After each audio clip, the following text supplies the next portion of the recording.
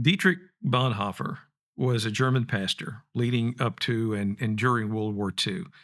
He resisted the Nazis and was arrested and then ultimately executed by special order of Heinrich Himmler.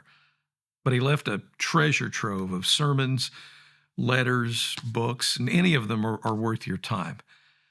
But if I had to choose one book of Bonhoeffer's for you to read, it would be this one, Life Together. It's an exploration of what it means to live in community.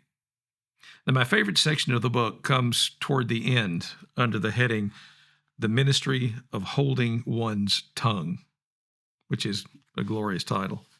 Here's what he writes. Thus, it must be a decisive rule for every Christian fellowship that each individual is prohibited from saying much that occurs to him. He's not advocating for an enforced rule of silence. In other places in the book, he argues for the freedom that we share in Christ.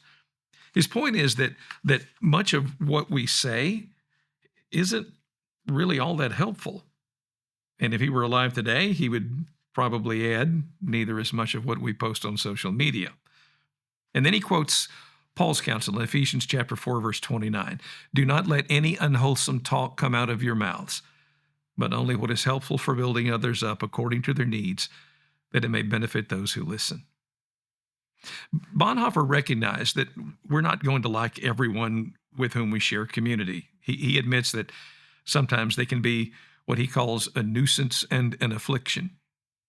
But then he says this, God did not make this person as I would have made him. God does not will that I should fashion the other person according to the image that seems good to me, that is, in my own image.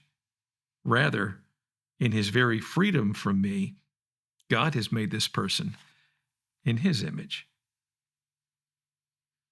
How much more welcoming, more loving, more peaceful might our churches be if we practice the ministry of holding our tongues and possess the humility to let God be the one who shapes people into who he wants them to be.